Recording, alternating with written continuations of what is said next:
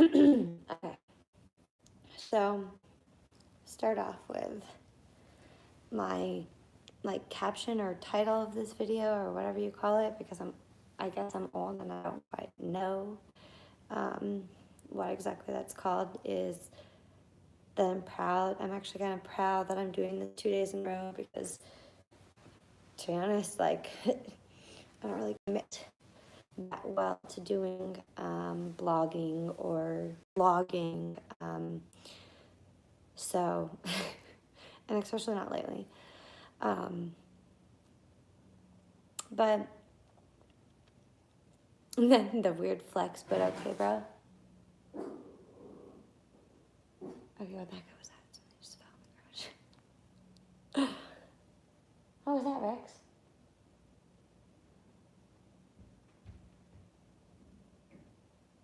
I don't know.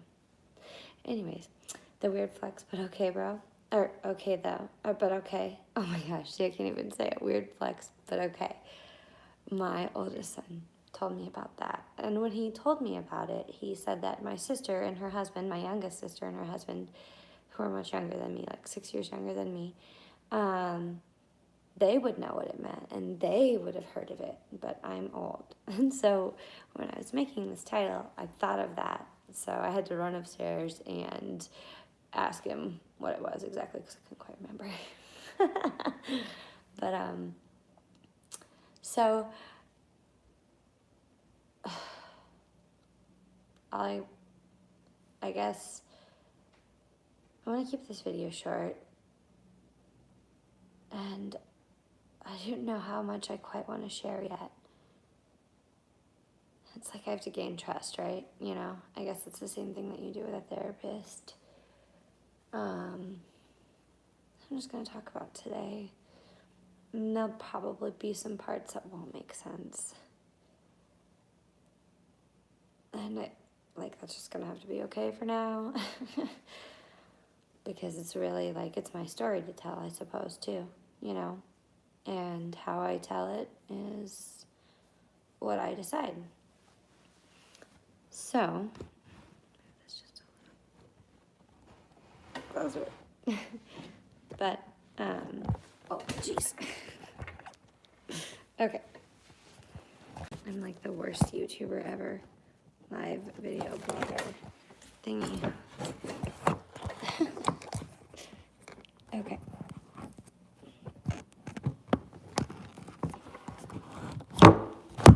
Oh my goodness. I'm so sorry.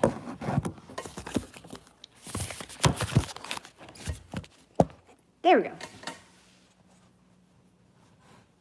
Gosh. So, sorry for that. Oh, fudge. Brief interruption. You can see my parents' cool garage. So, let's see. Maybe tell you some more about me, because I didn't really tell you much about me. And then about my day. 29, almost 30. Mother of 2 boys. And I grew up with all sisters. And then in high school, my sisters and I were all the same size as my mom. So there was imagine 4 girls sharing clothes. It was craziness, but I would not give up my childhood for anything. And my sisters, they're just the best. Literally. My sister, my youngest sister, is just so talented in photography, and she's just so cute. She's so dang cute. She's always been cute. And my middle sister, she's like one of those people that you never hear a bad thing about, and just has this heart that and poise and grace, not even just this heart. A lot of people can have kind hearts, but I don't know. The way that she lives her life is just so admirable.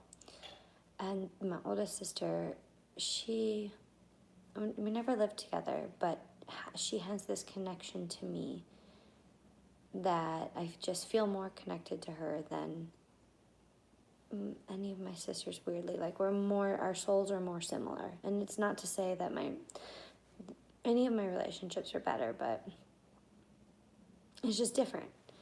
And I guess it's the same way that you have relationships with your kids and your parents, you know, and everybody in your life. Every relationship is different. And I think that that's something that, you know, we continuously learn. Because I think that even like, I think that we don't think that enough. Like every relationship is different. Rex, what did you do? Sorry. And so you can have studies and statistics and, you know, I mean, you have to understand their relationships. So I'm not sitting here trying to convince you that I want to be with this man, then the last video I just told you did those things to me. What I'm saying is that, like, every single person has had life experiences that have gotten them to where they are. And those life experiences lead them to act and behave, and they act and behave in different ways. And I think that if you can believe that anybody is capable, or like that people are capable of overcoming certain things, that you have to also, you know, believe that that includes some things that we don't like to believe are capable of being overcome, you know.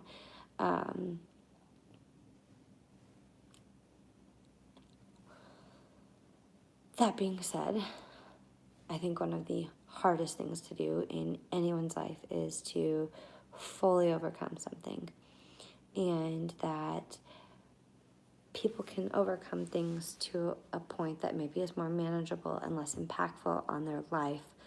And if what they're doing is like somewhat damaging to people, but not like physically damaging. So like if, you know, somebody, what their damage has caused them to do, you know, maybe causes them to cheat on people because they grew up in a broken home, you know. Do I think once a cheater, always a cheater? No, I think that if the person works through the issues that cause those behaviors, that you can overcome that or get to a point that's more manageable. And so I think like a point that's more manageable with somebody that doesn't include physical violence is kind of is like maybe a halfway ground that they can get to. Do I think that it can still have like impacts on their life? Yes. But do I think that those impacts are as bad as somebody that physically abuses other people or mentally abuse in any way abuses people? And there's more than just physical abuse, you know. So if you are hurting somebody and you know, and getting to that halfway point is going to be, if you're abusing, harder than if you're somebody that, you know, is not abusing other people. That's my belief. Let's just clarify all that right there. You know, that's my belief. That's not based off of any schooling or psychiatry or whatever. Nothing. Like I've gone to therapy. That's based off of my like experiences, you know, because what I have to work on is like I myself see moments in my life where I make things more manageable to where, you know, maybe I still have impacts of what I'm dealing with. Like for me, it's my bipolar. When it goes unmedicated, you know, after a time of maybe having been medicated for a while, or when, you know, I'm not in the middle of a high or a low, there might be, you know, some wavy impacts. I felt that. Or when I'm just doing medication and not therapy, that's only doing half of what I need to do. And I feel the impact of that. So I can understand how, and I know how easy it is to get to that halfway point and start going. And then that's so easy to fall off because you start to feel a little bit better. I was just thinking, like, how the fuck did I get here right now? How did I go from talking about my sisters to this? But what I was talking about is how all relationships are different, right? And I think that people can overcome things. I think that, somebody that abuses people, I truly, and maybe this is just because of my personal, hope and outlook, but I truly think that they can. If they work hard enough through those deep-rooted issues, they can overcome it. But it's so hard. It's something that I don't know at this point how long and what all that includes. To me, it's years. It is literally years. And I think about, especially, on somebody's age and the amount of trauma or abuse that they went through and how far out they are from it. And, all those things probably factor into it, right? But how much better would society be if, when we had people that did this and committed these things and then went to jail for it, if instead of going to jail or, while in jail, they go through, DBT, which is, dialectic behavioral therapy, which helps people with behavioral issues, work through those deep-rooted things, and see a psychiatrist and a therapist every single day and make that be the focus. The focus is understanding why you did this, what got you here, and never getting out again. And, not just, I don't know. I mean, I know that they already have, programs to do all that right now, but it's bullshit. That being said, all of that leading up to today, I went to lunch with him.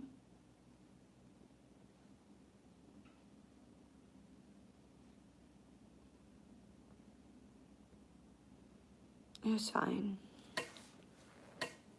Until I don't know. Here's the thing, is that, I have him just, at arm's reach, I don't want to be with you. I can't be alone with you. I can't be around you. People would not understand that I'm talking to you, and do a dare. Bex, stop. And at the same time, I want to try and support you. I'm torn between this inner conflict of working through things through thick and thin, right? And through, supporting somebody through their struggles. And maybe it's because of my own struggles, right? Maybe it's because my bipolar, that I need somebody that can, understand that there's going to be times where mentally I'm just going to not be okay, and even if I work hard at it, it's going to happen, so I have to have somebody, I guess I think that I have to be that way for other people too, but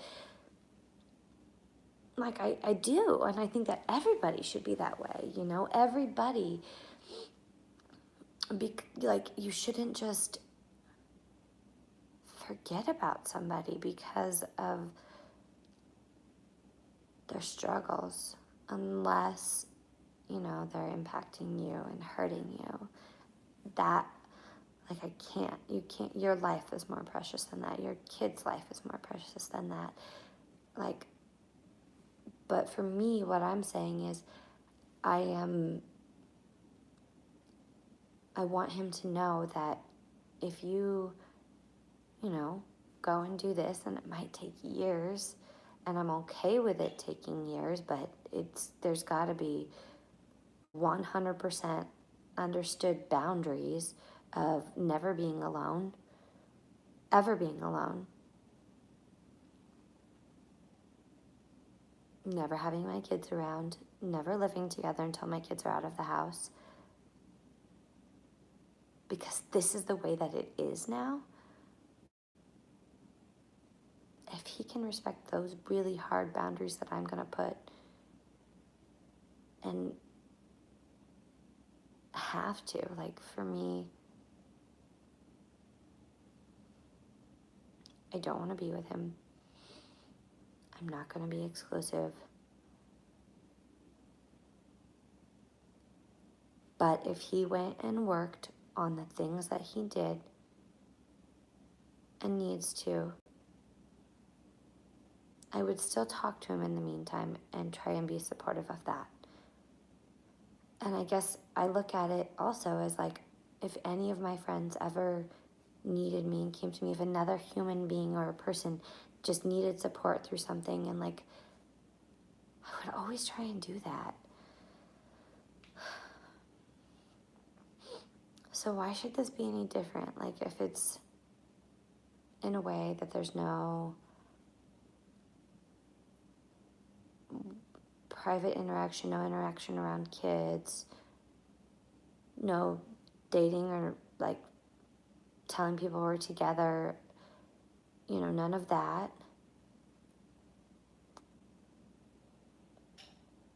Because we're not, like I have to be able to, I can support and love somebody and not be in love with him. And that's where I want to get to. And I know that people think that that's crazy because of what he's done to me. Because I had a video yesterday and I didn't know if I would do 2 in a row. But, I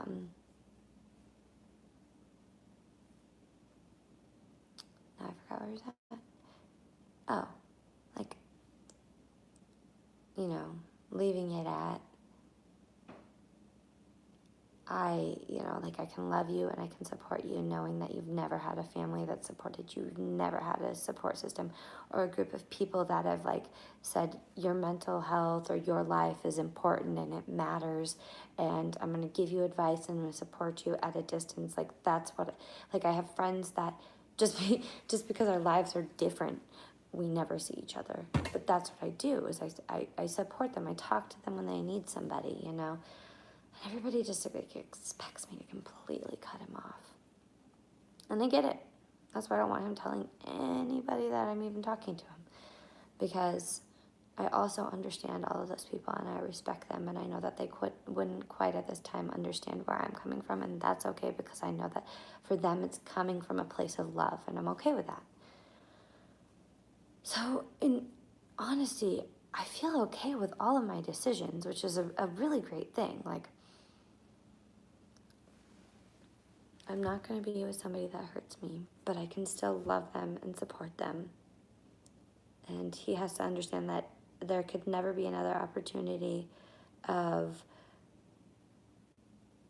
us being together until my kids are out of the house and he's gone through that. And my youngest is 5, so 13 years of therapy and maintained that, which, so to me, that's saying never going to be together in the nice way right now.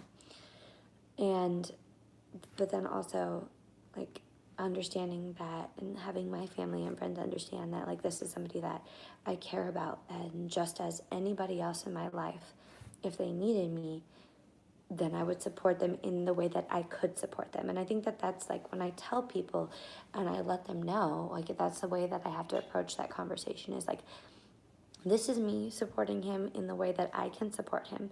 And so the way that I can support him is different than maybe the way that somebody else could, because I can't see him in person. I cannot be alone with him. I can only talk to him through a phone.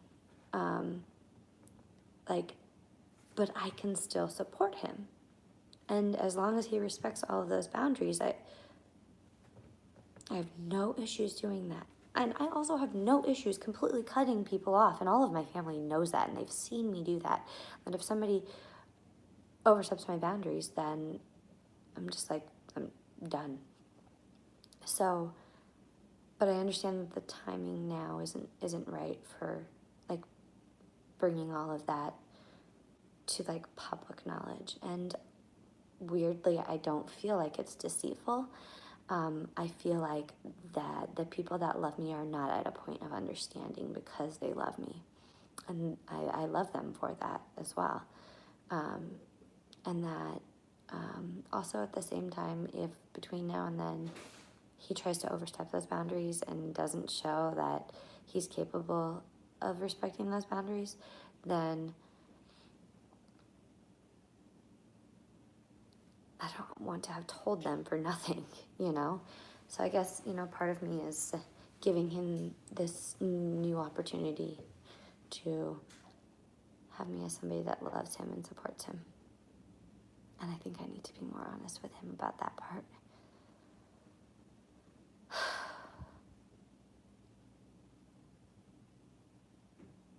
I know I do.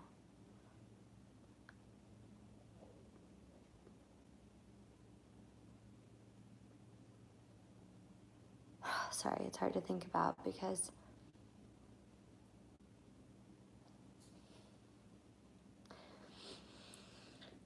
I feel like just like I am not telling people that I'm talking to him because the timing isn't quite right, I also feel the same way with telling him hardly when we're not going to be together like I should.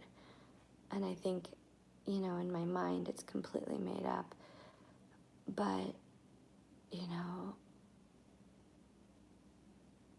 what I'm verbalizing to him is like, go do this and this and this for a long period of time, and then we can have that conversation again, so basically saying you've got to complete things before and then we can't even talk about it, it's kind of a cop-out,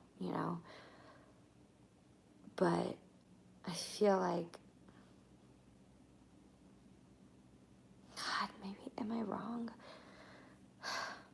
I feel like maybe I could be with him in 10 years. I don't know that. And I can't say right now that I know that. But what I know now is that he doesn't change, and most people don't change, and then it's really hard to change. And so I expect that we won't be together. And I think that's why I feel like it's finalized in my mind, is that even though I verbalized to him, do this, and this, and this, and then we can talk about being together. And like in the back of my mind thinking he's not going to do this, this, and this, and this. So we're never going to get to the point where we're having that conversation. So I don't feel like I'm lying. But I do feel deceitful. But at the same time, I feel like I'm strategically saying that because I really want him to fix himself. Honestly, like, regardless of myself and my plans of a future that I had with him, like, his children, like, they'll be impacted, and the rest of his life, not even his children, like his own life. I love and care about him, and I want him to have a meaningful life, and I don't want him to not be able to have loving, lasting relationships. That breaks my heart because of what other people did to him. He had an awful, awful upbringing, but he needs to work through it. And so, like, regardless of myself, taking me completely out of the picture, I want him to go, to get help, to work through all of that pain so it doesn't keep affecting his present. So I want him to go do that, but in my mind, I don't think that he will. But I want him to, so that's where I think I fall, like between maybe I'm not lying because I feel both of those things. Maybe that's how it is, maybe I don't know. I went to lunch with him today though, And it was nice. We're in public. I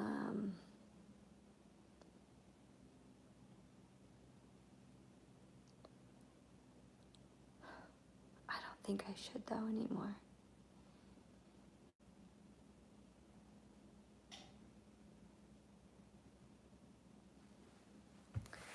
I want to get all my stuff out of his house.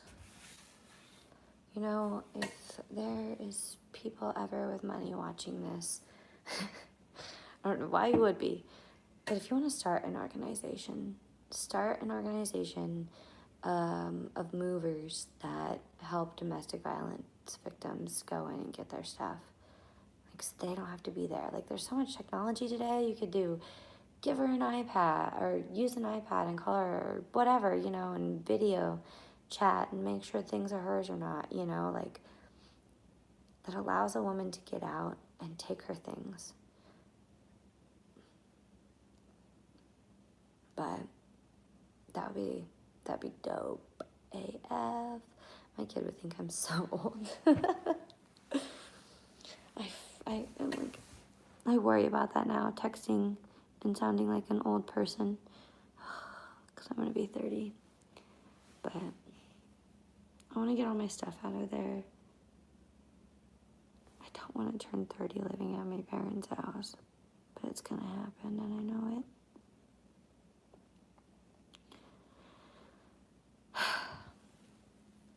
Here's the thing. Everything that I've said, I have no idea about. These are just my own experiences and beliefs, and just like how my heart just feels about certain things, right? Like relationships and how we treat others, and I guess just truly I keep trying to figure out why I don't hate him for what he did. And I don't hate him because I think each one of us are him in some way, if that makes any sense. We all have, I don't know. I guess maybe there's people that have had perfect lives. I don't know. Honestly, I have found more people with fucked up lives than I have with perfect lives. Any person I ever thought I had a perfect life, they come to find out it wasn't, So I don't hate him. I care about him just like I care about anybody. Literally, there are times that I will lay in bed and my heart will hurt for strangers that I don't even know and in other countries. And there's I'm not doing anything about it. I'm not acting just fucking entitled American, but I get overcome with hurt for other people, and I feel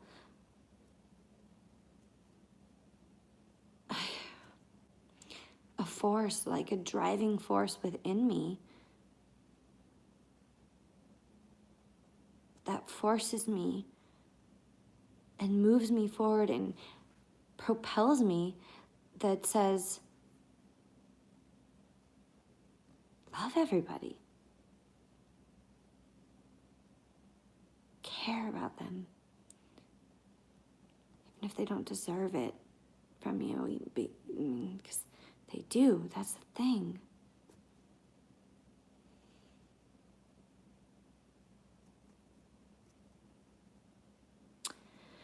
Anyways,